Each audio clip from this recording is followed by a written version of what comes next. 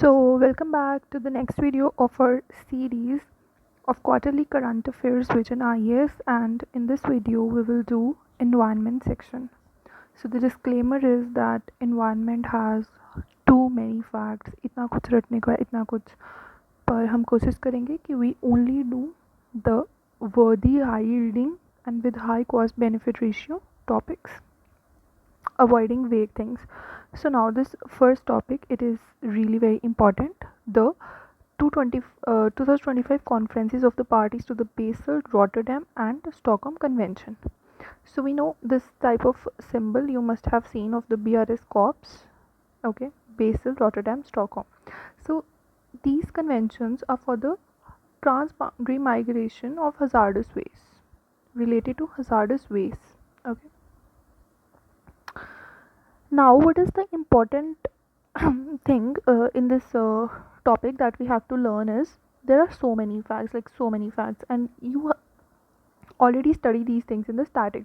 So, for current, there is something that in Rotterdam Convention, which has hazardous chemicals and pesticides, two chemicals, carbosulfan and phentheon.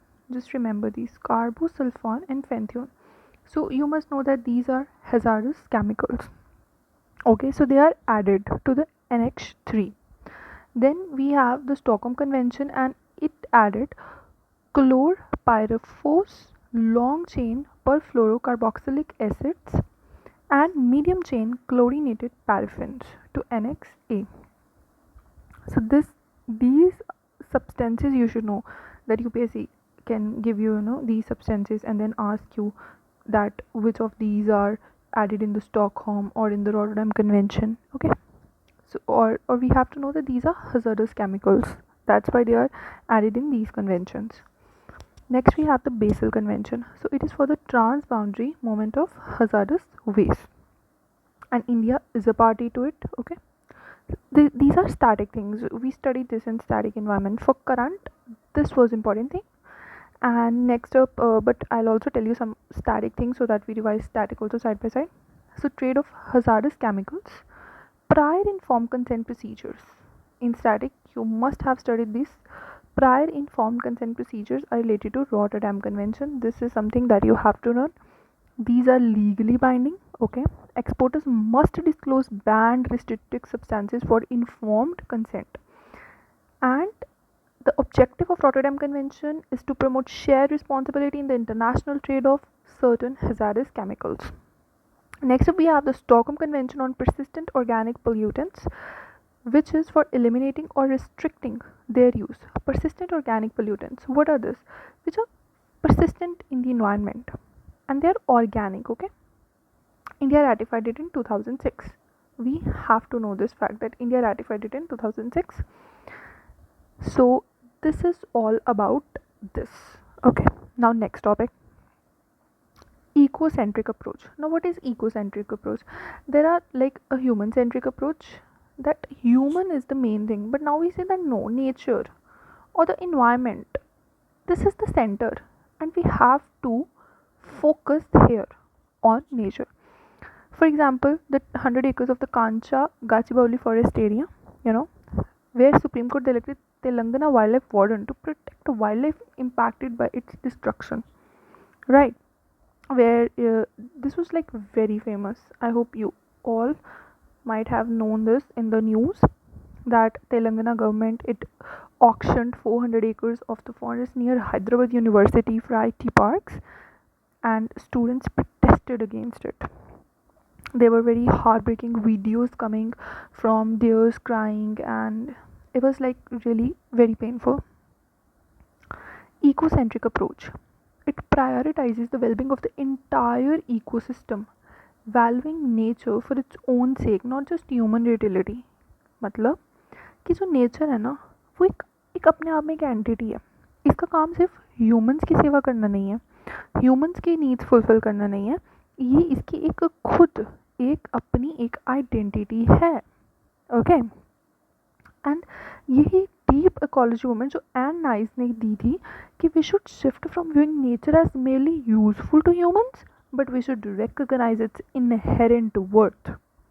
Okay, and Now the MCQ pointer is Ecuador became the first country in the world to recognize rights of nature in its constitution. तो कौन सा देश है ये पूछेगा PSC, Ecuador है. Okay, this is all about ecocentric approach. Now next, biological diversity access and benefit sharing regulations 2025. Now this is very important, ये बहुत important है. इसमें जो चीज़ें पहले तो आपको स्टैटिक से पढ़नी है वो है ये बायोडाइवर्सिटी एक्ट 2002 वर्सेस 2025. उसका एक टेबल बना लो और सारे पॉइंट्स लिख लो कि पहले क्या रूल्स थे, अब क्या है, पहले क्या मतलब कंसेंट प्रायर का क्या था, अब क्या है, जो भी पावर्स हैं एनबीए की, नेशनल बायोडाइवर्सिटी अथॉरिटी की, स्टेट बायोडाइवर्सिटी बोर्ड्स की, ये सब चीज़ें you have to do. So this was normal like the commodities which are used for like normally used, and these are like certified traditional knowledge. Okay, so NTC versus CTK. So this is the codified traditional knowledge, and this is the normally traded commodities.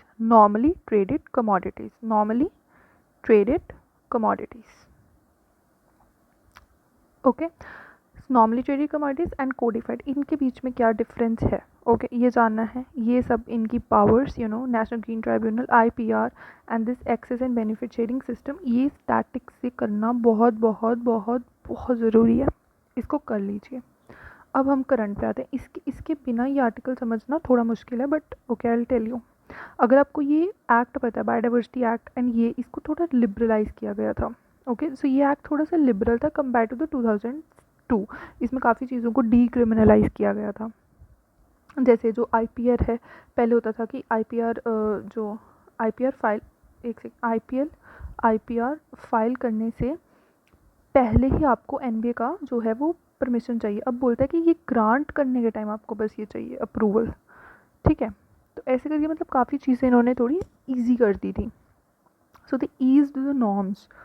Okay, so there is one tribal community, Kani tribal community of Kerala, and the Arokyapacha plant, which is like Jeevani drug. It must have been an Ayurvedic plant. Okay, so Biodiversity Act 2002 aligns with CBD, which is the Convention on Biodiversity to Conserve Biodiversity. It covers all biodiversity broader than Nagoya Protocol. So Nagoya Protocol basically ABS तक ही सीमित है. Okay, access and benefit sharing से ही सीमित है Nagoya protocol. But हम कह रहे हैं कि जो हमारा बायोडाइवर्सिटी एक्ट है ना, इट इज़ मोर देन जो इंडिया का जो लीगल फ्रेमवर्क है वो बहुत ज़्यादा है कंपेयर टू नगोया प्रोटोकॉल के. अगर ये नगोया प्रोटोकॉल है तो हमारा जो बायोडाइवर्सिटी मतलब ABS सिस्टम है इंडिया का, वो इससे ब्रॉडर है. ये इसके बीच में आता है समवेयर. एंड इसकी जो 3 टियर इम्प्लीमेंटेशन होगी कि पहले जो हमारी BMCs होंगी, बायोडाइवर्सिटी मैनेजमेंट कमेटीज़, फिर हमारे स्टेट बायोडाइवर्सिटी बोर्ड्स आ जाते हैं, एंड फिर आ जाती है हमारी नेशनल बायोडाइवर्सिटी अथॉरिटी. तो ये हमारा हो गया 3 टियर सिस्टम. ओके, अब इसके जो की हाईलाइट्स हैं, क्योंकि ये बहुत इंपॉर्टेंट है. एक तो डिजिटल सीक्वेंस इंफॉर्मेशन, जिसे आप DSI भी कहते हैं, जेनेटिक डाटा जो है DSI इंक्लूजन, अब ये भी होगा बेनिफिट शेयरिंग में. दूसरा जो प्रायर परमिशन है ना NBA की, वो सर्टन मेडिसिनल प्लांट्स को आप छोड़ दोगे, वरना आपको चाहिए slab based sharing and high value resources पे जो 5 to 20% of the benefit sharing for commercial use है. This data you have to learn. And जो बेनिफिट शेयरिंग होगी it is based on annual turnover, कि सपोज़ ये इतना turnover हुआ किसी कंपनी का, एंड उसमें आप स्लैब बना दी कि इतने % आपको जो है वो ABS के थ्रू मतलब लोकल कम्युनिटीज़ को या फिर NBA को या स्टेट बायोडाइवर्सिटी बोर्ड या BMC को देना पड़ेगा. तो जो हाई वैल्यू रिसोर्सेज होंगे ना, उसका आपको 5 to 20% जो है benefit sharing for commercial use आपको करना पड़ेगा.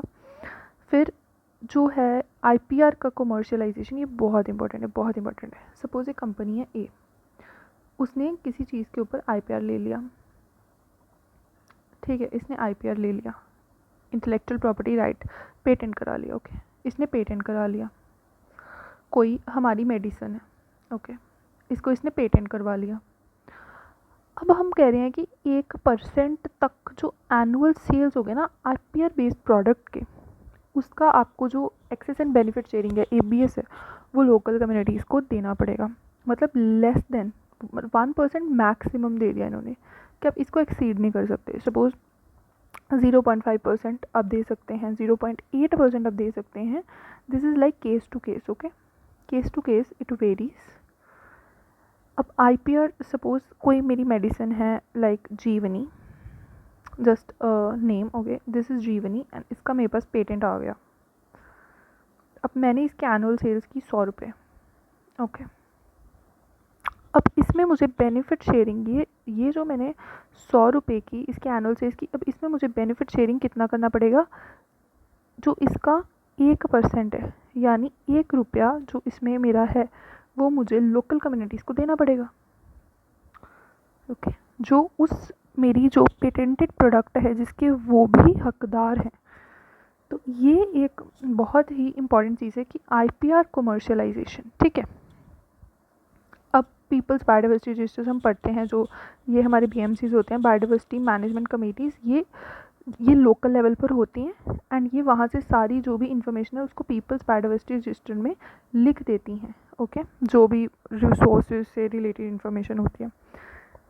एक चीज़ इसमें की गई है कि एक यूनिफाइड प्लेटफॉर्म बना दिया जिसमें तीनों का कोऑर्डिनेशन हो जाएगा, national biodiversity authority, state biodiversity boards and biodiversity management committees, okay.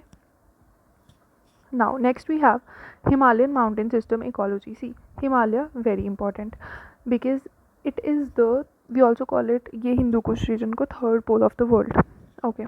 तो हर एक जोग्राफिकल फीचर की अपनी इंपॉर्टेंस है, हिमालयस की भी है। तो 2025 तो वैसे ही international year of glaciers declare हो चुका है यूएन की तरफ से।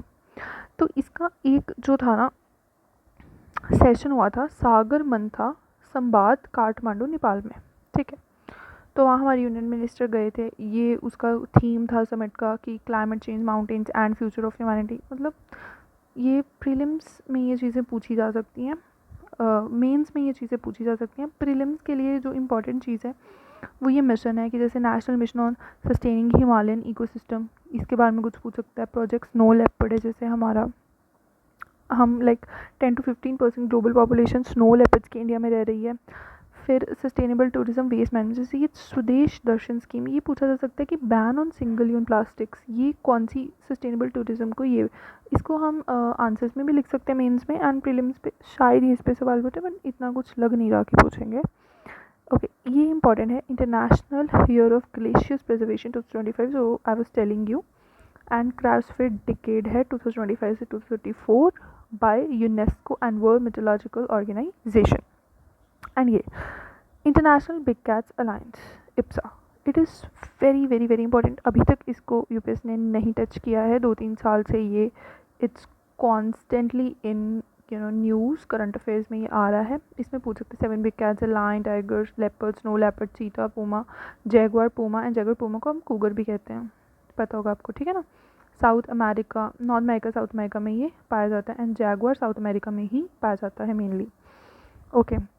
सो ये इंडिया में इतने नहीं है, ये ना ऐसे यहाँ पे ऐसे ये नॉर्थ अमेरिका और ये ऐसे साउथ अमेरिका कुछ ऐसा, एंड यहाँ पे पूरे पे पाया जाता है हमारा पूमा, ओके। कनाडा से लेके ना नीचे तक साउथ अमेरिका तक, कूगर भी जिसको कहते हैं, पूमा या कूगर, एंड सिर्फ इसमें पाया जाता है हमारा Jaguar, okay. Now next is 6 new sites join for FAO's GIHS। अब इसमें हमें याद क्या करना है, हमें ये 6 न्यू साइट्स मतलब पढ़नी है, आप एक बार ऐसे पढ़ लीजिए। बट इंपॉर्टेंट चीज़ ये है कि जो फूड एंड एग्रीकल्चर ऑर्गेनाइजेशन है वो इम्पॉर्टेंट एग्रीकल्चर हेरिटेज सिस्टम्स को ग्लोबली वो रिकॉग्नाइज करता है। तो ये पूछा सकता है कि ये किसका है, ये UN का है, ये यूनेस्को का है, ऐसे करके यूपीएससी पूछेगा तो हम पता चाहिए कि ये FAO का है, ठीक है। ये फूड एंड एग्रीकल्चर ऑर्गेनाइजेशन का है और ये लॉन्च किया गया था world summit for sustainable development, जिसको Rio+10 भी कहते हैं ना, Rio+10। तो ये जोहान्सबर्ग समिट थी। देन ये साउथ अमेरिका में है, साउथ अफ्रीका में है, ओके, जोहान्सबर्ग, जहाँ पे भी ब्रिक्स समिट भी हुई थी। अब current status, last year I think BRICS summit वहाँ पे हुई थी। करंट स्टेटस जो है इंडिया में ना ये सैफरन हेरिटेज ऑफ कश्मीर इसका पार्ट है, कोरापुट ट्रेडिशनल एग्रीकल्चर ओडिशा का इसमें पार्ट है, and Kuttanad below sea level farming system Kerala का इसका पार्ट है। तो यानी केरला में है एक चीज़, एक कश्मीर में है एंड एक ओ में है। इसको आप कोक भी याद कर सकते हो कि okay Kashmir, like Kashmir, Kerala and यहाँ पे ओडिशा। और ये एग्रो सिस्टम्स जो है ना जहाँ पे कम्युनिटीज़ रहती हैं, intricate relationship with the territory, वहाँ ये मिलता है। तो मतलब इसमें बस इतना याद रखना है कि ये इसका है, बस ये इसका है। इससे ज़्यादा मुझे नहीं लगता कि इसमें यूपीएससी आपसे पूछेगा, या ये मतलब ये अगर 3-4 स्टेटमेंट्स बनाएंगे उसने तो उसमें ये बना सकता है कि इट वॉज लॉन्च इन, बोल देगा कि जो रियो अर्थ समिट हुई थी 1992 की, उसमें होता तो आपको पता होना चाहिए कि नहीं ये 2002 वाली जोहान्सबर्ग में हुआ था, रियो +10 में हुआ था। फिर पूछ लेगा कि ये is not a part of this, तो हम पता चाहिए कि ये है a part of this. Then biofuels, okay biofuels important है। बायोफ्यूल्स क्या होते हैं, वो फ्यूल्स जो रीन्यूएबल रिसोर्सेज से बनाए जाते हैं, ठीक है, रीन्यूएबल रिसोर्सेज से बनाए जाते हैं। ये 4 जनरेशन्स में होते हैं। यूएस इसका लार्जेस्ट प्रोड्यूसर है, फॉलोड बाय ब्राज़ील, बोल देगा चाइना लार्जेस्ट प्रोड्यूसर है, इंडिया लार्जेस्ट प्रोड्यूसर है, नहीं है, यूएस है। देखो कोई भी न्यू टेक्नोलॉजी आ गई, इंडिया उसका लार्जेस्ट प्रोड्यूसर कैसे बन जाएगा, मतलब इतना तो पता है ना इंडिया, अभी हम इतनी आगे भी नहीं गए। बट थर्ड लार्जेस्ट जो है ना वो इंडिया है, मतलब फर्स्ट नहीं है बट थर्ड है इंडिया। अब इसके बाद US is the largest producer, followed by Brazil and then India आ गया, ओके। उसके बाद सिग्निफिकेंस इसके है कि सर्कुलर इकोनॉमी, ये सब चीज़ें मतलब मेंस में आप लिख सकते हो बायोफ्यूल्स के सिग्निफिकेंस में। अब ये जो इम्पॉर्टेंट है कि इसकी जनरेशन्स कैसे याद करनी है, क्योंकि इसमें क्वेश्चन बन सकता है प्रीलिम्स में। तो एफ से फर्स्ट, एफ से फूड। अब आप कहोगे फोर्थ में भी एफ आता है, बट देखो जो जेनेटिकली मॉडिफाइड ऑर्गेनिजम्स हैं ये थोड़ी लेटेस्ट टेक्नोलॉजी है, तो फोर्थ है तो लेटेस्ट होगा, तो जीएम माइक्रो ऑर्गेनिजम्स फोर्थ में, ठीक है। और फर्स्ट में food, F F F F. फिर सेकंड में वो आता है and organic waste, O O, second organic waste, and फिर जो बच गया थर्ड उसमें एल्गी है। तो ये ऐसे करके आप याद कर सकते हैं, जो आपको तरीका अच्छा लगे। मैंने इसको ऐसे याद किया। अब जो बहुत इंपॉर्टेंट मतलब एमसीक्यू बनेगा, हम सोचेंगे ना यार बायोफ्यूल्स है, हम इतना इस पर पुश कर रहे हैं तो मे बी ये ना काफ़ी एनर्जी एफिशिएंट होगा। ऐसा नहीं है, इसमें हम पुश कर रहे हैं क्योंकि ये सस्टेनेबल तो है पर ये एनर्जी एफिशिएंट नहीं है। तो इसकी जो लो एनर्जी एफिशिएंसी है, इस वजह से भी इसकी इम्प्लीमेंटेशन में ना क्या आ रहा है हमें, चैलेंज। तो यहाँ पे एमसीक्यू बन सकता है, इसको थोड़ा याद कर लो कि एफिशिएंसी में ये फॉसिल फ्यूल से कम है। अब Indian national policy on biofuels 2018 में लॉन्च की थी, 2018। फिर ये प्रधानमंत्री जीवन योजना है, देन गोवर्धन स्कीम है जहाँ पे आप एग्रीकल्चरल वेस्ट से बायोगैस बनाते हैं। एक सतत इनिशिएटिव है जहाँ आप बायोमास वेस्ट से आप वैल्यू निकाल सकते हैं। देन ये ग्लोबल बायोफ्यूल्स अलायंस, ओके, 2023 में इंडिया, यूएस एंड ब्राज़ील ने इसको जो था वो लीड किया था जब इंडिया में G20 हुआ था न्यू दिल्ली में, ओके। अब इसमें ना जीएसटी रेट रिडक्शन भी किया इंडिया ने बायोडीजल का 20 से 5%। अब जैसे हम इथेनॉल, हाँ ये E20 फ्यूल्स है ना, इथेनॉल 20। अब इस पे भी बहुत चल रहा है कि कुछ लोग कह रहे हैं कि ये एफिशिएंट नहीं है, जो भी है, बट ये this is all about biofuels. इसमें मतलब ये याद करना है कि ये जनरेशन्स याद कर लेनी है, फिर हमें ये लो एनर्जी एफिशिएंसी है, फिर हमें ये याद कर लेना है कि इंडिया जो है वो इसका थर्ड लार्जेस्ट प्रोड्यूसर है, and renewable US and Brazil इसके फर्स्ट है। पूछेगा चाइना, तो चाइना नहीं है, ठीक है, किसी में तो चाइना इंडिया से भी पीछे है, तो वो ना बायोफ्यूल्स में ये याद कर लो आप, वरना तो चाइना पहले आगे आ जाता है हमसे। इसमें ना चाइना को हमने पीछे छोड़ दिया, हम थर्ड पे आ गए, हमने बोला चाइना को stay back. Next, bio input resource centres, okay. अब your ministry of agriculture and farmers welfare ने, ये मिनिस्ट्री याद कर लो, बोल देगा कि environment ministry, environment forest climate change, वो है नहीं, ये वाली है farmers welfare. Bio input resource centres, तो बायो इनपुट का मतलब है कि कुछ तो भी इनपुट्स जो यूज़ होते हैं वो बायोलॉजिकल होंगे। तो इनपुट्स क्या यूज़ होते हैं, जैसे फर्टिलाइजर्स यूज़ होते हैं, पेस्टिसाइड्स यूज़ होते हैं फार्मर्स की तरफ से, है ना। तो इनकी जगह आप क्या कर सकते हो, फेरोमोन ट्रैप्स। फेरोमोन ट्रैप्स होते हैं जैसे सेक्सुअल मतलब अट्रैक्शन के लिए, जैसे आप पेस्ट को मतलब सेक्सुअली अट्रैक्ट करके निकाल सकते हैं, ल्योर कर सकते हैं उन्हें। एंड स्टिकी ट्रैप्स होते हैं अधेसिव जैसे। तो ये मतलब पेस्ट कंट्रोल के लिए ये बायोलॉजिकल जो है बायो इनपुट रिसोर्सेज हैं, ये बायो फर्टिलाइजर्स, बायो पेस्टिसाइड्स। अब इसके अंदर बजट 2023-24 में गवर्नमेंट सेड कि आप 10,000 जो ये बायो इनपुट रिसोर्स सेंटर्स हैं वो बनाएंगे national mission on natural farming. तो नेचुरल फार्मिंग क्या होती है कि जिसमें हम नेचुरली सब्सटेंसेस यूज़ करेंगे ना, जैसे एक ज़ीरो बजट नेचुरल फार्मिंग भी होती है जिसमें वो 4 होते हैं, बीज अमृत, जीव अमृत, विपाशा, और वो सब 4 चीज़ें होती हैं उसमें। ओके, की features of the guidelines ₹1 lakh पर BRC excluding infrastructure cost. Okay, मतलब इंफ्रास्ट्रक्चर की कॉस्ट आप निकाल दीजिए तो ये 1 लाख पर BRC दिया जाएगा। अब जो ये नेशनल मिशन और नेचुरल फार्मिंग है ना, ये सेंट्रली स्पॉन्सर्ड स्कीम है। तो जो सेंट्रली स्पॉन्सर्ड स्कीम होती है इसका स्टेट इम्प्लीमेंटेशन करता है। तो इट इज़ इसका इम्प्लीमेंटेशन जो है वो स्टेट्स करेगा। तो इसमें जैसे सेंटर 90-10, तो 10 ही इनको देना पड़ेगा, 90 तो सेंटर दे देगा हिल या नॉर्थ ईस्ट स्टेट्स में, 60-40 बाकी स्टेट्स में। ठीक है, सेंट्रली स्पॉन्सर्ड की सेंटर ने स्पॉन्सर किया पर इम्प्लीमेंट स्टेट करेगा। टेन्योर 25-26 है एंड ये मिनिस्ट्री ऑफ एग्रीकल्चर है इसका सब कुछ। इसमें 30,000 कृषि सखीज़ हैं जो कम्युनिटी रिसोर्स पर्सनस हैं, 1 करोड़ फार्मर्स कवर किए जाएंगे, ये सब चीज़ें। National board for wild life. Okay, इसमें इंपॉर्टेंट चीज़, इसके चेयरमैन होते हैं प्राइम मिनिस्टर। चेयरमैन होते हैं प्राइम मिनिस्टर, बहुत ज़रूरी फैक्ट है कि national board for wild life के चेयरमैन होते हैं प्राइम मिनिस्टर। कॉन्स्टिट्यूट किया गया था under the wild life protection act 1972। इसकी 7th national board for wild life की जो भी मीटिंग हुई वो गिर नेशनल पार्क गुजरात में हुई। ये एशियाटिक लायन की जो लाइन की है वो ओनली हैबिटेट इन इंडिया है। ओके, नाउ इनने बोला कि आप 16 साइकिल ऑफ लाइन एस्टिमेशन करिए।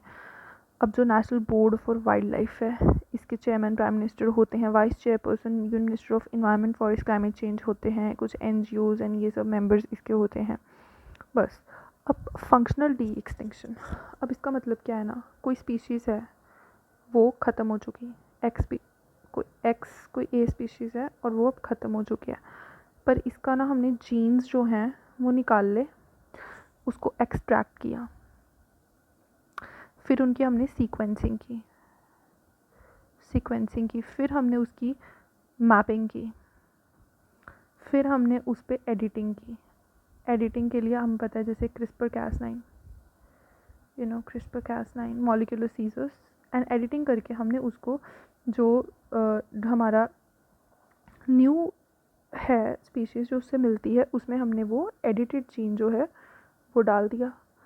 और अब हमने जो क्लोन पैदा किया, it will kind of behave like this extinct species. तो हम कहेंगे कि हमने ना वो स्पीशीज़ तो वापस नहीं आई पर उसके जो फंक्शंस हैं कि अगर वो जैसे सपोज तेज़ भागता होगा, कुछ उसमें कुछ फीचर्स होंगे ना उसके, तो उसके जो फंक्शंस हैं वो उस स्पीशीज़ में आ जाएंगे। तो ये किया है एक US की बायोटेक कंपनी है कलोसल बायोसाइंस, उसने किया है ये कि जो 3 ग्रे वुल्फ पप्स है ना उन्हें इंजीनियर किया कि आप जो एक्सटेंट डायर वुल्फ है उसकी ट्रेट्स को आप कैरी करेंगे। तो 2 याद करना है कि ग्रे वुल्फ है एंड एक डायर वुल्फ है। तो जो डायर वुल्फ है it got extinct and grey wolf में उसको डाल दिया गया। इतना ही इसमें जानना ज़रूरी है, बाकी इसमें कुछ इतना इम्पोर्टेंट नहीं है। ये CRISPR जो जीन एडिटिंग टेक्नोलॉजी ये पता होनी चाहिए, ये जो स्टेप्स आई टोल्ड यू कि ऐसे ऐसे करके उन्होंने किया। अब project lion and IUCN green status of species, अब इसमें इन्होंने क्या किया कि national referral centre for wild life जो है उसने ये हमने इस्टेब्लिश किया गुजरात के जूनागढ़ डिस्ट्रिक्ट में to track wild life disease कि एनिमल्स को क्या हमारी वाइल्ड लाइफ को क्या डिजीज़ होनी है। उसके लिए हमने national referral centre for wild life कहाँ पे इस्टेब्लिश किया, गुजरात के जूनागढ़ डिस्ट्रिक्ट में हमने इसको इस्टेब्लिश किया। अब largely depleted category. So ICN released first green status assessment fall 9 and उनको largely depleted category में डाला. अब ये green status रेड लिस्ट से थोड़ा सा डिफरेंट है. इसमें वो सब स्पीशीज़ कवर करता है, माइक्रो ऑर्गेनिजम्स को कवर नहीं करता है. 8 इसकी कैटेगरीज हैं. ओके अब रेड लिस्ट में 9 कैटेगरीज होती है ना ICN की, इसमें 8 कैटेगरीज हैं. एंड इसमें इन्होंने बस लार्जली डिप्लीटेड बताया. ये याद करना है कि यहाँ इस्टेब्लिश्ड है. उसके बाद ये स्टैटिक लाइन स्टैटिक का पार्ट है, प्रोजेक्ट लाइन स्टैटिक का पार्ट है. करंट में बस वही था, बट इसमें आप ये याद लीजिए कि ओनली इन गिर, जो गिर नेशनल पार्क है उसी में नॉकटर्नल होता है, वल्नरेबल होता है. ओके ICN स्टेटस इसका. अब रिवर डॉल्फिन्स की बात करते हैं, ये थोड़ा इंपॉर्टेंट है. ठीक है, तो इंडिया में 2 तरह की पाई जाती हैं, इंडस एंड गैंजेटिक. ओके अब हमें याद करना है कि इंडस बस्तीन है, वो भी पंजाब में. ओके बस्तीन है पंजाब में, पंजाब का ही स्टेट एनिमल है, स्टेट एक्वाटिक एनिमल है. ओके एंड ये इंडिया का है एक्वाटिक एनिमल, है ना, इंडिया का एक्वाटिक एनिमल है. अब 6327 है, इसमें से 3 माइनस कर दीजिए तो 6324 गैंजेटिक डॉल्फिन्स जो हैं वो हैं. उत्तर प्रदेश हाईएस्ट, क्योंकि गंगा सबसे ज़्यादा यूपी से बहती है. फिर बिहार आ गया, तो यूपी बिहार. ओके फिर आगे हमारा वेस्ट बंगाल आ गया. तो ये ऐसे ऑर्डर में कि सबसे ज़्यादा यूपी में है, सबसे ज़्यादा यूपी में है, सबसे ज़्यादा यूपी में, then Bihar, then West Bengal. Okay then उसके बाद असम आ जाता है, ऐसे करके so on. Okay so wild life institute of India. अब ये जो सर्वे है ना, इसने wild life institute of India ने प्रोजेक्ट डॉल्फिन कैंड्रीज को कंडक्ट किया. ये हमें याद करना थोड़ा ज़रूरी है, क्योंकि ये जो है वो पूछ सकता है MCQ में UPSC कि ये किसने कंडक्ट किया. तो हमें पता चाहिए कि wild life institute of India under project dolphin ने किया, एंड इसके हेडक्वार्टर्स आर इन देहरादून. बस बाकी ये देखिए, ये Indus river dolphin and Gangetic river dolphin इसके कि इसको भूलन कहते हैं, इसको सूसू कहते हैं. ये भी एंडेंजर्ड है, ये भी एंडेंजर्ड है, ये 3 है एंड ये इतने हैं. बस इतना ही जानना ज़रूरी है कि एंडेंजर्ड हैं दोनों. अच्छा एक इम्पॉर्टेंट फैक्ट है ना, सॉलिटरी हैं. अच्छा tiger of the Ganges. Okay tiger कहते हैं इसको गेंजेस का, क्योंकि ये ना टॉप प्रेडेटर आता है, टॉप प्रेडेटर है, टॉप प्रेडेटर है, तो टाइगर ऑफ द गेंजेस है. अब जैसे कहते हैं ना शेर कभी झुंड में नहीं आता, तो जब ये भी टाइगर ऑफ द गेंजेस है तो ये झुंड में क्यों आएगी. तो ये भी सॉलिटरी है, ब्लाइंड है और इको लोकेशन से नेविगेट करती है. इको क्या होता है कि कुछ ऐसे वेव्स निकलेंगे ऐसे, और यहाँ पे सपोज एक पत्थर है, यहाँ से ये टकरा के फिर ऐसे वापस आएंगे. तो ये जो डॉल्फिन होगी ना, यहाँ से इसको पता लग जाएगा. तो ये इसको दिख नहीं रहा, बट ये इको लोकेशन का जो है वो यूज़ करती है. Okay national dolphin research centre हमारा पटना में है, एंड अक्टूबर 5 को हम नेशनल डॉल्फिन डे मनाते हैं. कुछ इतना खास नहीं है ये. ओके एक अब यहाँ पे बस इतना जानना है कि जो जंपिंग स्पाइडर्स है ना, ये पहले हमें लगता था कि सिर्फ और सिर्फ ये एंडेमिक टू श्रीलंका है, बट फर्स्ट टाइम क्या हुआ है, it has been recorded from India. And कोई भी नई चीज़ कहाँ पाई जाती है, वेस्टर्न घाट्स. तो ये भी वेस्टर्न घाट्स में पाए गए. शेनदुर्ने वाइल्ड लाइफ सेंचुरी केरला, क्योंकि ये तो हमारा एक बायोडाइवर्सिटी हॉटस्पॉट भी है ना. ओके ये जंपिंग स्पाइडर. अब एक चीज़ कि स्पाइडर इंसेक्ट्स नहीं होते, ये हमें याद करना है, क्योंकि स्पाइडर्स क्लास एरिकनिडा में आते हैं एंड इंसेक्ट्स क्लास इंसेक्टा में आते हैं. तो स्पाइडर्स इंसेक्टा में नहीं आते, और ये इनके डिफरेंसेस हैं, आप पढ़ सकते हैं. बस इतना पता होना चाहिए कि स्पाइडर इंसेक्ट्स नहीं होते. अब मरीन हीट वेव्स क्या है, क्या होती है मरीन हीट वेव. वो होती है कि अगर sustained sea surface temperature extremes 3-4 degree above the average पिछले 5 दिनों में रहा, अबव एवरेज जो सी सरफेस का जो टेम्परेचर है, तो हम उसको कह देते हैं क्या, मरीन हीट वेव. कि समुद्र के ऊपर हीट वेव आ गई. और ये आ रही है आजकल ग्लोबल वार्मिंग की वजह से. अब अर्बन फ्लड्स, अर्बन क्या है, शहरों में जो फ्लड आते हैं क्यों आते हैं, ये ड्रेन्स हैं. ओके बारिश हो गई, ये भर गए सीवेज वगैरह से, क्योंकि इतने ज़्यादा लोग हैं तो ये पानी जो है वो यहाँ तक आ जाएगा. तो this causes the urban floods, कि ड्रेनेज सिस्टम अच्छा नहीं था, inability of drainage systems. Okay ये बेसिकली मेंस का टॉपिक है. इसमें ये इंपॉर्टेंट है कि ये इनफ्लोज जो है, ये जैसे मतलब वार्निंग सिस्टम्स हैं, सी फ्लोज चेन्नई के लिए, इफ फ्लोज ये इसके लिए, फिर अमृत जो है ड्रेनेज सिस्टम्स को स्ट्रेंथन करे, ये सब चीज़ें मेंस में लिखेंगे। प्रीलिम्स के लिए बस अर्बन फ्लड्स क्या होते हैं नहीं पूछेगा उस पर सवाल, उसके पास इतनी geomorphology, physical geography, Indian geography पूछने के लिए ये पूछेगा क्या, अब मेंस में पूछ सकता। अच्छा, जियोलॉजिकल सर्वे ऑफ इंडिया ये क्या है? जैसे हमारा एक सर्वे ऑफ इंडिया है ना, सर्वे ऑफ इंडिया हमने उसमें पढ़ा था जब हम स्वामित्व स्कीम पढ़ रहे थे, स्वामित्व स्कीम, उसमें हमने पढ़ा था कि जो 4 लोग हैं, मिनिस्ट्री ऑफ पंचायती राज और एक सर्वे ऑफ इंडिया और फिर जो state revenue department and state Panchayati Raj department, ये सब मिलके इसको करते हैं ना इम्प्लीमेंट स्वामित्व स्कीम को, तो वो सर्वे ऑफ इंडिया। तो वैसे जैसे वो सर्वे ऑफ इंडिया था, ये जियोलॉजिकल सर्वे ऑफ इंडिया, इसको पहले मिनरल्स की जो एक्सट्रैक्शन है ना, कोल माइनिंग वगैरह के लिए इसको बनाया गया था John McClelland and David Hiram Williams ने, एंड देन थॉमस ओल्डहम ने इसके पहली बार इसकी फंक्शनिंग की थी।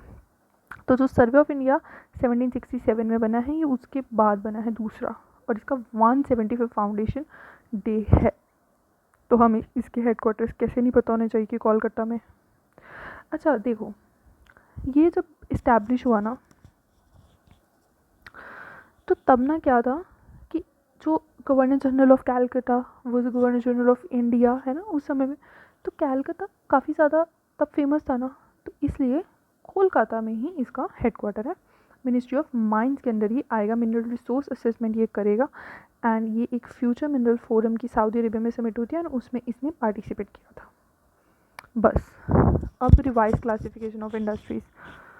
अब जो सेंट्रल पोल्यूशन कंट्रोल बोर्ड है CPCB, उसने डायरेक्ट किया स्टेट पोल्यूशन को कंट्रोल बोर्ड्स को कि आप एक रिवाइज क्लासिफिकेशन ऑफ इंडस्ट्रीज़ कीजिए। पोल्यूशन है तो पोल्यूशन इंडेक्स निकालेगा, 80 से ज़्यादा है तो वो इंडस्ट्रीज़ आप इकोलॉजिकल प्रोटेक्टेड एरियाज़ में नहीं इस्टेब्लिश कर सकते, सीमेंट, ऑटोमोबाइल्स, डिस्टिलरीज। 55 से ज़्यादा है पोल्यूशन इंडेक्स, 80 से कम है, ऑरेंज आ जाएगा। ग्रीन, ये जैसे ब्रिक मैन्युफैक्चरिंग वगैरह, इसके लिए आपको ना एक इन्वायरमेंटल क्लियरेंस लेनी पड़ेगी, EC।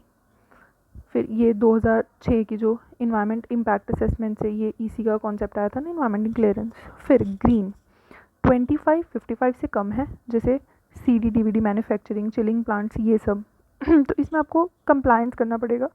रेगुलर है बट लेस स्ट्रिंजेंट मॉनिटरिंग है। एंड देन वाइट वाली तो है, इनके लिए कोई इन्वायरमेंट क्लियरेंस आपको नहीं चाहिए, ऑरेंज वालों के लिए चाहिए, वाइट के लिए बिल्कुल चाहिए, ये तो अलाउड ही नहीं है। एंड इसके लिए बस मॉनिटरिंग होगी, तो इसमें जैसे एयर कूलर्स, कार्बन, मेडिकल, ऑक्स, ये सब, तो ये आपको कैटेगरीज पता होनी चाहिए, ऑरेंज, रेड, ग्रीन, वाइट।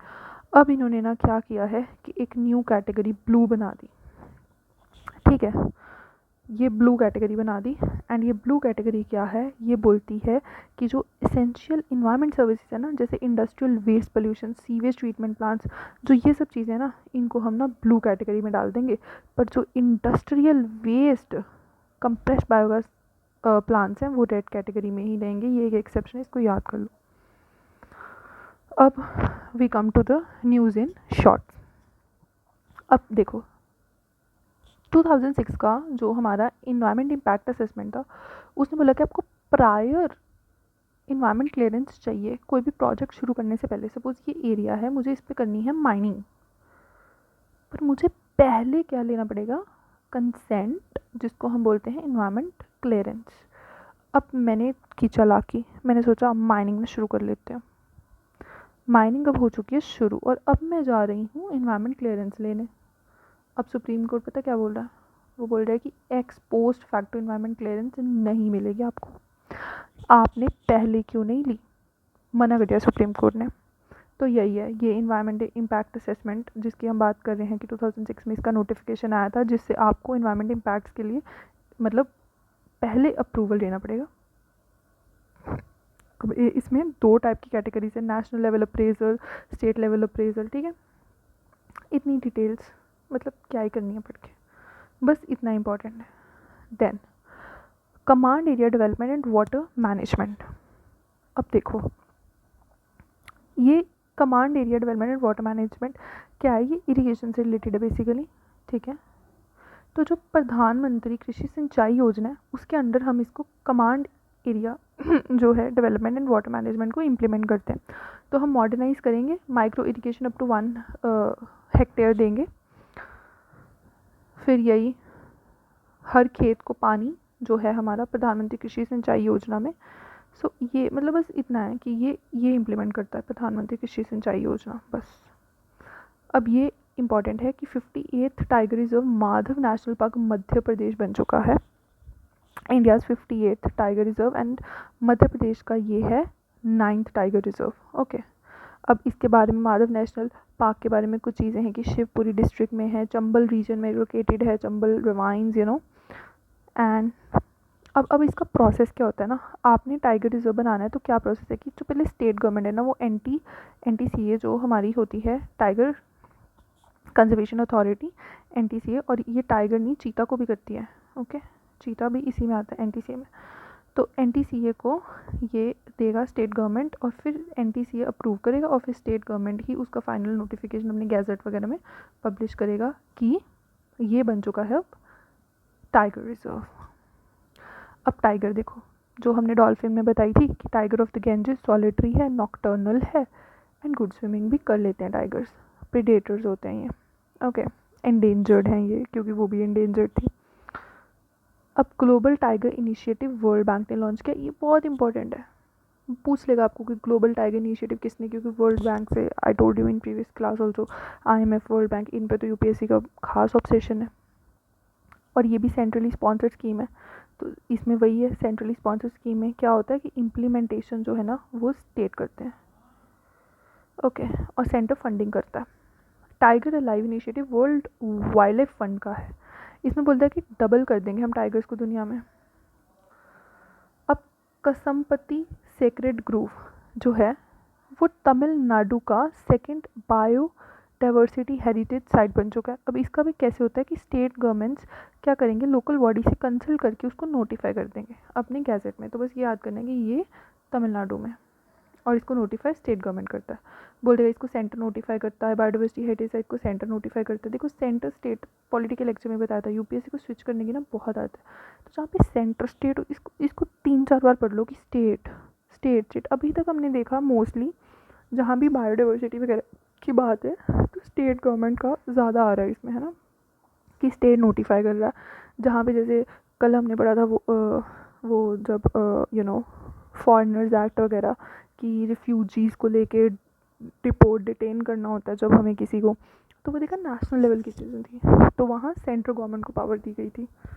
ठीक है, अब यहाँ पे इतनी सारी पावर सेंटर ही ले लेगा, ये इतनी चीज़ों को तो स्टेट गवर्नमेंट हमने बनाई क्यों हुई हैं, तो इसलिए ये चीज़ें स्टेट गवर्नमेंट करेगी। नेक्स्ट ये IUCN ग्रीन लिस्ट जो हमने पहले भी पढ़ी थी। ठीक है, ये इतना कुछ मतलब इम्पोर्टेंट नहीं है, बस ये पता होना चाहिए ये क्या है। ठीक है, अब इसके बाद मतलब ये पता होना चाहिए कि जो ग्रीन लिस्ट है ना ये पब्लिश कौन करता है IUCN, ये पता होना चाहिए, और ये क्या है ये भी पता होना चाहिए थोड़ा कि इसमें 8 कैटेगरीज होती हैं ये सब। अच्छा, बजट फॉर क्लाइमेट एक्शन, तो जो अहमदाबाद म्यूनिसिपल कॉरपोरेशन है ना, it becomes the first urban body to include separate climate dedicated climate chapter in the budget. उसने अपने बजट में ही एक क्लाइमेट के लिए एक चैप्टर निकाल दिया, तो ये एक बहुत अच्छी चीज़ है। एग्जाम्पल में मेंस में हो सकता है, प्रीलिम्स में तो इसमें क्या ही पूछेगा। Then United Nation World Water Development Report, United Nation World Water Development Report, अब ये रिपोर्ट कौन रिलीज़ करता है, यूनेस्को रिलीज़ करता है। और ये रिपोर्ट आई, ठीक है, इसमें इसने ये बताया ये वल्नरेबिलिटीज़ ये सब, क्योंकि इन्वायरमेंट से रिलेटेड रिपोर्ट्स आएंगी तो वल्नरेबिलिटीज़ ही बताएंगे, इन्वायरमेंट का डैमेज कैसे कर रहे हैं हम इंसान लोग, ख़राब कर रहे हैं इन्वायरमेंट को। Okay, world air quality report, अब देखो इसमें पोल्यूशन की बात करता है ये रिपोर्ट, IQ एयर इसको रिलीज़ करता है। और इसने ना हमें बताया कि जो मतलब 7 कंट्रीज़ हैं उन्होंने ही जो एवरेज है ना PM 2.5 गाइडलाइंस ऑफ कि 5 माइक्रोग्राम पर मीटर क्यूब जो होनी चाहिए उसको मीट किया। तो वो जैसे ऑस्ट्रेलिया, बहामास, बारबाडोस, जहाँ वर्ल्ड कप हुआ था, और एस्टोनिया, ग्रेनाडा, आइसलैंड, न्यूजीलैंड, तो मतलब ये दोनों आ गई, न्यूजीलैंड एंड ऑस्ट्रेलिया। फिर बहामास, बारबाडोस, एस्टोनिया ये है हमारी जो ओटावा डिक्लेरेशन से बाहर हो गई थी, बाल्टिक कंट्री है। ग्रेनाडा, आइसलैंड एंड न्यूजीलैंड, कल पढ़ा था ना हमने एस्टोनिया, पोलैंड, लाटविया, लिथुआनिया, इन्होंने ओटावा डिक्लेरेशन से बाहर हो गई थी। Okay, so Chad, Bangladesh, Pakistan, DRC and India 5th पे है। पोल्यूटेड है पाकिस्तान हमसे आगे, पर हम कुछ बहुत ज़्यादा पीछे नहीं है उससे। Delhi most polluted capital city, बहुत पोल्यूटेड है दिल्ली। एंड बर्नीहाट असम में इंडिया का most polluted metropolitan area, most polluted. अब देखो अंटार्कटिक सर्कमपोलर करंट, ये क्या है ना कि ये क्लॉकवाइज घूमता है। अंटार्कटिक के strongest wind driven current on earth है ये, ठीक है, ऐसे अंटार्कटिक। अब इसमें पूछ लेगा आर्कटिक का है ये, जो strongest wind driven current on earth है वो आर्कटिक का है, नहीं, हम पता है कि अंटार्कटिक का है। ओके, ये चीज़ थोड़ी इंपॉर्टेंट है। Then deep sea ecosystems discovered in Antarctica. Deep sea ecosystems क्या होते हैं कि जो डीप सी इकोसिस्टम्स होते हैं, हाँ, जो sea and sea bed below 200 metre होता है ना, वहाँ पे जो एफोटिक जोन में पाए जाते हैं वो होते हैं डीप सी इकोसिस्टम। और ये हमने अब इसमें भी पा लिए हैं, किसमें, अंटार्कटिका में। ये एक आइसबर्ग है, ये एक आइसबर्ग है, जॉर्ज 6 आइस शेल्फ से ये डिटैच हुआ था एंड इसकी डिस्कवरी चैलेंजर 150 इनिशिएटिव ने की है। ओके, अब ये यूनिक डीप सी हैबिटेट, एक अबाइसल प्लेन्स होते हैं, हाइड्रोथर्मल वेंट्स होते हैं, वेल फॉल्स होते हैं। ये इंपॉर्टेंट है, ये यू शुड लर्न कि ये एबिसल प्लेन्स जो होते हैं इनमें जैसे सी ककम्बर्स पाए जाते हैं, कि डार्क सी फ्लो वे स्पीशीज लाइन marine snow. Then mineral rich towers hydrothermal vents, mineral rich होते हैं। इसमें कीमोसिंथेटिक बैक्टीरिया पे आप जो है वो रिलाई करते हैं। Now we have the Okjokull glacier. ये बोलता है कि ये फर्स्ट ग्लेशियर था जिसको हमने डेड डिक्लेयर कर दिया। अब कोई ग्लेशियर जो बहुत थिन हो गया है, आइसलैंड में था ये, ठीक है, तो ये फर्स्ट था, बस इतना याद करना है कि ये डेड हो चुका है। अभी एक और इसके बाद आएगा जो डेड हो चुका है ग्लेशियर्स का ईयर है, तो ग्लेशियर्स को ना अच्छे से पढ़ना चाहिए। 2025 ग्लेशियर का ईयर है। ग्लेशियर्स क्या होते हैं, इनकी क्या इंपॉर्टेंस होती है। Okay, narwhals have been study for the first time for the tusking behaviour. Tusk होते हैं, एलिफेंट्स में भी होते हैं। Okay, known for the long tusks which is actually a tooth, कि एलिफेंट के जो टस्क होते हैं वो कहते हैं हाथी के दांत खाने को दिखाने, बट इनके ना एक्चुअली में टूथ ही हैं। इनकी जो टस्क है वो टूथ ही है, ठीक है। ये इंपॉर्टेंट, इतना कुछ खास इंपॉर्टेंट नहीं है, बस थोड़ा जान लीजिए। लीज कंसर्न है आईसीएन स्टेटस, तो क्या ही मतलब इंपॉर्टेंट है। ओके, ये एक ब्लू फ्लैग, ये ना एक ऑर्गेनाइजेशन है जिसका नाम है foundation for environment education, Denmark based है। तो ये बीचेस को क्लासीफाई करती है कि वो कितने टूरिज्म के लिए अच्छे हैं। तो जो ऋषिकोंडा बीच है विशाखापट्टनम में, उसने रीगेन कर लिया उसका ब्लू फ्लैग टैग। वो प्रीवियसली पुअर मेंटेनेंस की वजह से विड्रॉ हो चुका था and is the only blue flag beach in Andhra Pradesh, Rishikonda. And 13 और बीचेज हैं इंडिया में जो ब्लू फ्लैग बीचेज हैं। कुछ इतना इंपॉर्टेंट नहीं है। अब ये देखो, ये स्टबल बर्निंग के लिए बोल रहा है कि नहीं करो, इसमें क्या इंपॉर्टेंट है, बस हर साल ही बोलता ही है, सुनता कौन है। National centre of polar and ocean research, ये इंपॉर्टेंट है कि इट सेलिब्रेट्स 25 ईयर्स, तो इसकी एनिवर्सरी है, तो इसको पढ़ लेना चाहिए कि मिनिस्ट्री ऑफ अर्थ साइंसेस के अंडर ये आता है। और जो हमारे जो पोलर रिसर्च सेंटर्स हैं, अंटार्कटिका में है मैत्री भारती, आर्कटिक में है हिमाद्री एंड हिमालयस में है Himansh. Okay, Himansh Himalayas and Arctic में हिमाद्री, मैत्री भारती, अंटार्कटिका। एक दक्षिण गंगोत्री था, वो भी हमने बंद कर दिया, वो भी अंटार्कटिक में था। अब एक और चीज़ है कि पोलर भवन इंडिया का first polar and ocean museum है। ये इंपॉर्टेंट है, पोलर भवन India first polar and ocean museum and एक सागर भवन भी है। देन ग्लोबल मीथेन ट्रैकर, तो ग्लोबल मीथेन ट्रैकर कौन, ये यहाँ से एमसीक्यू बनेगा कि global methane tracker international energy agency जो है वो रिलीज़ करती है। एंड जो 3 मेन, अब देखो ये 2024 के प्रीलिम्स में पूछा था ना, सल्फर का लार्जेस्ट सोर्स पावर प्लांट्स थे, बट यहाँ पे ना एग्रीकल्चर है मीथेन का लार्जेस्ट सोर्स। याद कर लो, हमें सोचेगा एनर्जी सेक्टर होगा, पावर सेक्टर, नहीं, मीथेन का जो लार्जेस्ट सोर्स है वो एग्रीकल्चरल सेक्टर है। अब गैस फ्लेयरिंग पे पूछ सकता है कि गैस फ्लेयरिंग क्या है, जैसे टेक्नोलॉजीज पूछे, जैसे हम फ्लू गैस डीसल्फराइजेशन पढ़ते हैं, ऐसे करके आप गैस फ्लेयरिंग पढ़ सकते हैं कि इसमें बर्निंग ऑफ नेचुरल गैस होती है जब ऑयल एक्सट्रैक्शन होता है। तो बेसिकली ये एक मीथेन एमिशन को रिड्यूस करने की एक टेक्नोलॉजी है गैस फ्लेयरिंग। ओके, अब सैरिप शू कंजर्वेशन रिजर्व, अब state government of Himachal Pradesh notified सैरिप शू कंजर्वेशन रिजर्व। ये इंडिया का लार्जेस्ट कंजर्वेशन रिजर्व है जैसे रिजर्व्स होते हैं हमारे बायोडाइवर्सिटी रिजर्व, वैसे ये कंजर्वेशन रिजर्व है। अब इनमें में आपको डिफरेंस पता होना चाहिए कि जो होते हैं हमारे biosphere reserve and conservation reserve, इनमें क्या डिफरेंसेस होते हैं, ठीक है। तो ये स्टैटिक का पार्ट है, ये आप ज़रूर पढ़ लेना कंजर्वेशन रिजर्व क्या होते हैं। और ये है कॉन्फ्रेंस ऑफ यूनाम एंड शेरप नाला, इसके जो है वो कॉन्फ्रेंस पे है। It is also called ghost of the mountains, you know, snow leopard जो है। अब ये याला ग्लेशियर भी डेड है, नेपाल में है याला ग्लेशियर, ओके, ये भी डिक्लेयर डेड हो चुका है। ये जो हमने पहले पढ़ा था ओक्चुकुल ग्लेशियर आइसलैंड का, वो पहले ही डेड डिक्लेयर हो चुका था। सोलर पैनल एफिशिएंसी नॉर्म्स जो हैं वो थोड़े से गवर्नमेंट ने ना रिलैक्स कर दिए norms for off grid solar modules. अब world's first commercial scale e methanol plant operationalize in Denmark, ये थोड़ा इंपॉर्टेंट है क्योंकि वर्ल्ड का first commercial scale e methanol plant Denmark में कमर्शियलाइज हो गया। अब पहले तो पढ़ते हैं ई मिथेनॉल क्या है। तो एक लो कार्बन एनर्जी है जो कंबाइन करके बनती है ग्रीन हाइड्रोजन को कैप्चर्ड कार्बन डाइऑक्साइड से। तो इसका फ़ायदा क्या है कि कार्बन डाइऑक्साइड तो एक्सट्रैक्ट करेगा ना ये इन्वायरमेंट से, उसको कैप्चर करेगा कार्बन डाइऑक्साइड को, और यहाँ पे फिर ये मिथेनॉल बना लेगा, ओके, हाइड्रोजन के साथ मिला के उसको।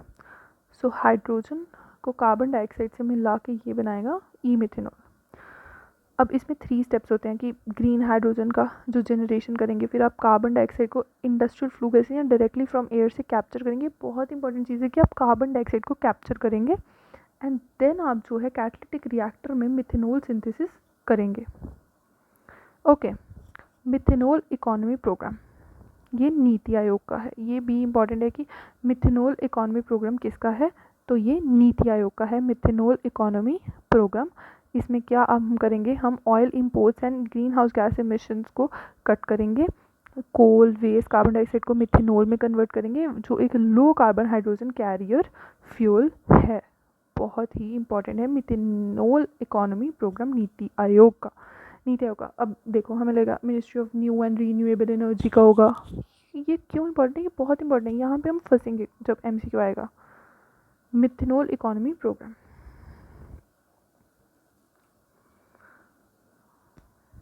ओके, ये मतलब इतना कुछ खास नहीं है, यू कैन रीड।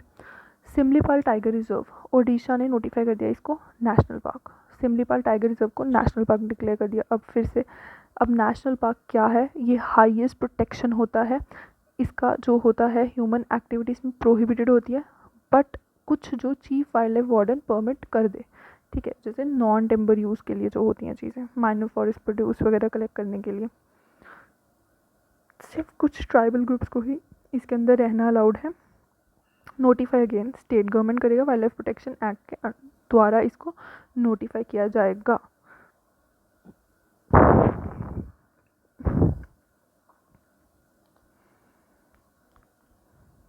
देन ये atmospheric memory, a recent study found that atmospheric memory not just sunlight drives the onset and retreat of monsoon. इन्हें बोला कि यार क्या होता है ना कि एक एटमॉस्फेरिक मेमोरी भी होती है, ये मतलब ये इन्वायरमेंट की कुछ इतनी खास चीज़ नहीं, बस हमें इतना पता होना चाहिए कि ये स्टोर करती है फिजिकल इन्फॉर्मेशन, स्टोर करती है क्या, जैसे वाटर वेपर कितना है, मानसून और उसका कंट्रोल एंड विड्रॉल को ये गवर्न करता है पैटर्न। तो मतलब एक तरह से ना ये बाय स्टेबिलिटी, जैसे क्या है कि state of atmosphere depends on it's seasonal history, कि अगर पहले से बारिश हो रही है तो बारिश होती रहेगी, यानी उसकी मेमोरी है कि उसको लग रहा है मैं बारिश कर रहा हूँ, करते रहता हूँ, but it has been dry, तो फिर बारिश होना बहुत ही मुश्किल है उस जगह पे। तो इस चीज़ को ना हम कह देते हैं बाय स्टेबिलिटी, कि एक एटमॉस्फेरिक स्टेट है वो उसकी सीजनल हिस्ट्री पे डिपेंड करता है, कि जैसे कि उसको याद रहता है ये चीज़, मतलब एक थ्योरी है कि हमने ऐसा बनाई है कि ऐसा होता है। फिर हमारे आगे ग्रीन म्यूनिसिपल बोर्ड्स, अब ये क्या होते हैं, green municipal bonds, not boards, bonds, जैसे गवर्नमेंट बॉन्ड्स होते हैं ना, तो ये भी एक तरह के बॉन्ड्स हैं। तो ये है कि नॉन कन्वर्टेबल डेट सिक्योरिटीज़ हैं, डेट सिक्योरिटीज़ होती हैं ना जिनकी लॉन्ग टर्म मेचोरिटी होती है। तो ये म्यूनिसिपल बॉडीज़ इसको जो हैं वो आर्टिकल 243W के under they can issue green municipal bonds, कि आप इसको ख़रीद लीजिए। तो इससे जो मनी जनरेट होगा वो फंड रेज होगा क्लाइमेट मिटिगेशन एंड अडेप्टेशन के लिए, which is a very good initiative. तो जो गाज़ियाबाद नगर निगम है ना, उसने इंडिया का first certified green municipal bond निकाला है, वेरी इंपॉर्टेंट। जैसे अहमदाबाद म्यूनिसिपल कॉरपोरेशन ने अपने बजट में क्लाइमेट का सेक्शन ऐड किया था, तो फिर गाज़ियाबाद पीछे नहीं रहा, उन्होंने म्यूनिसिपल बॉन्ड ही निकाल दिया। ओके अब ये इप्सा very important, international big cat alliance. तो क्या है कि agreement allow India to host करेगा ये इप्सा हेडक्वार्टर्स एंड सेक्रेटेरिएट। इसके बाद okay so we have to know कि इसके हेडक्वार्टर्स इंडिया में है। अब इसके हेडक्वार्टर्स इंडिया में, तो इट इज़ वेरी इंपॉर्टेंट। जैसे ईसा के नेशनल सोलर अलायंस के हेडक्वार्टर्स भी इंडिया में है, ओके गुड़गांव में, इसके भी इंडिया में है।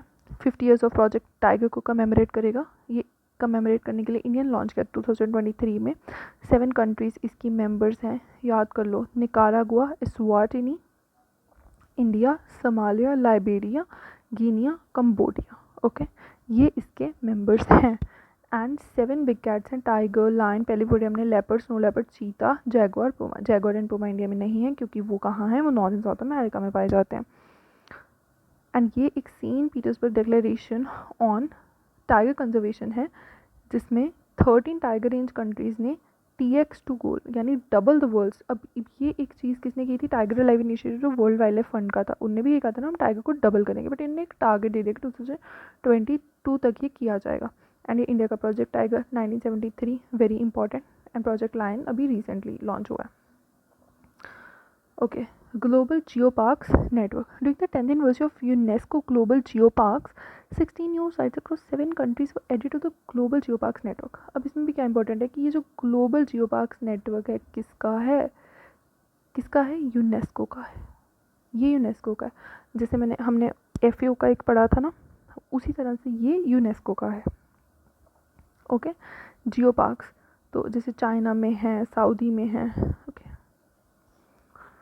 अब एक और चीज़, particulate emission trading market in Gujarat, ये बहुत इंपॉर्टेंट है, ठीक है। अब इसमें क्या हुआ कि फर्स्ट ऑफ इट्स काइंड है सूरत एमिशन ट्रेडिंग स्कीम। इसकी वर्किंग थोड़ी समझ लेते हैं क्योंकि ये इंपॉर्टेंट है।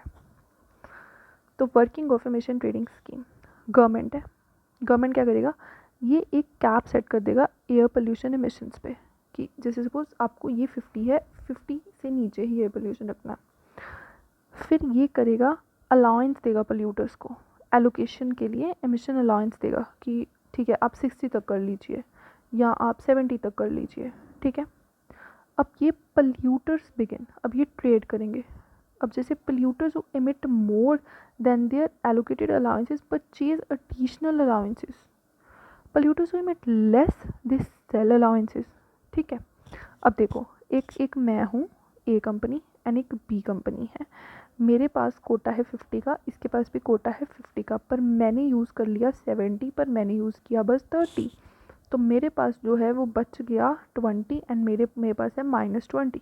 मैं इसको सेल कर दूँगी अपने सरप्लस, जो ये मेरे पास +20 का सरप्लस है, मैंने A को सेल कर दिया। So this is how emission trading scheme works.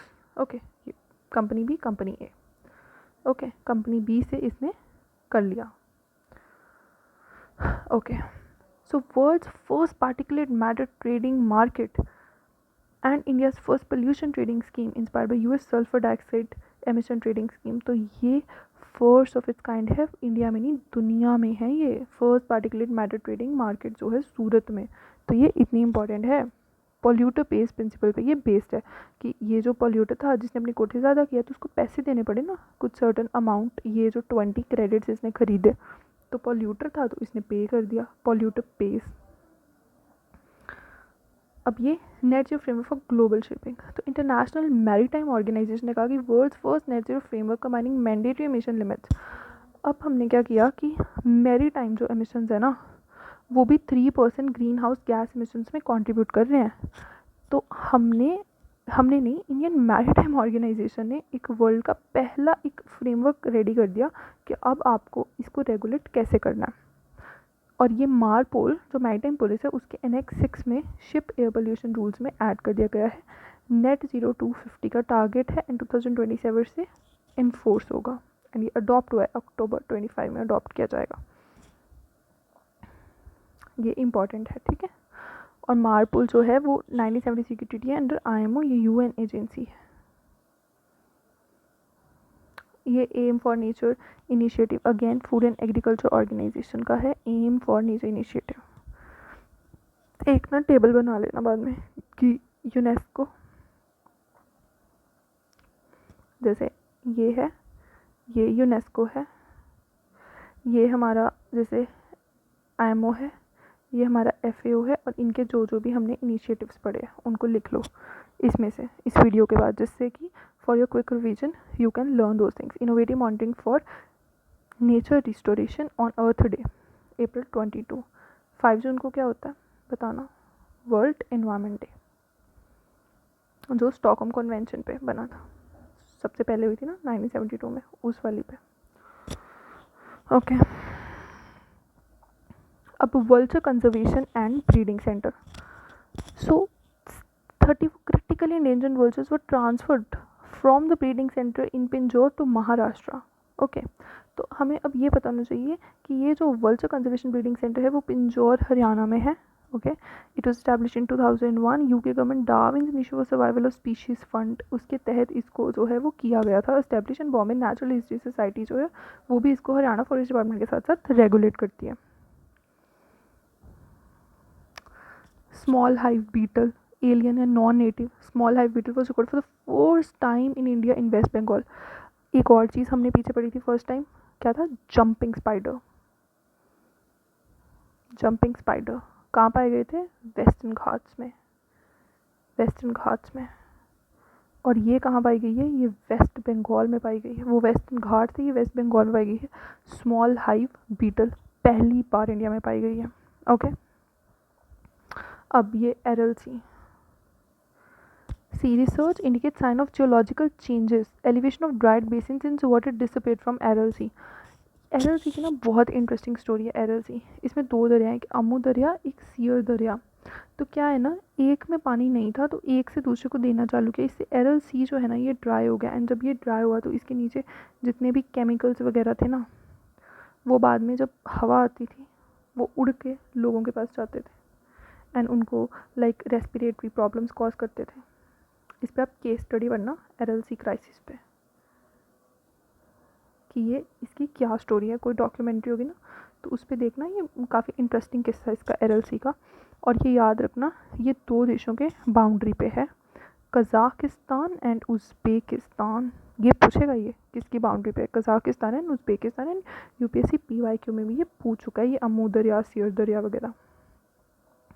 तो बस with this we finish the environment section. अब देखो इतना ज़्यादा we just focus on the prelims important facts, जिससे we don't do the irrelevant things. And इसके बावजूद भी we are close to 1 hour। तो basically we have now winded up. अब इसके बाद क्या होगा ना, कुछ लोगों को फोमो होगा कि यार बस इतनी ऊपर ऊपर से चीज़ें पढ़ाई गई हैं। इतनी ऊपर ऊपर से पढ़ाने के बाद भी 1 घंटा लग गया है एंड इसके बाद अभी आपको रिवाइज भी करना है। ये चीज़ें बहुत ज़्यादा, इसमें भी बहुत इरेलीवेंट चीज़ें हैं। जब हम एंड में एक पूरी सीरीज़ करेंगे ना इस पूरी बुकलेट की, एक क्लोज टू दिसंबर में भी 1 सीरीज़ पूरी, तो उसमें और भी फ़िल्टर लगा के कि जल्दी जल्दी सिर्फ इम्पॉर्टेंट चीज़ें, तो उसको भी हम करेंगे like may be in 2 hours। So for now I hope you like the lecture and take care, see ya, bye।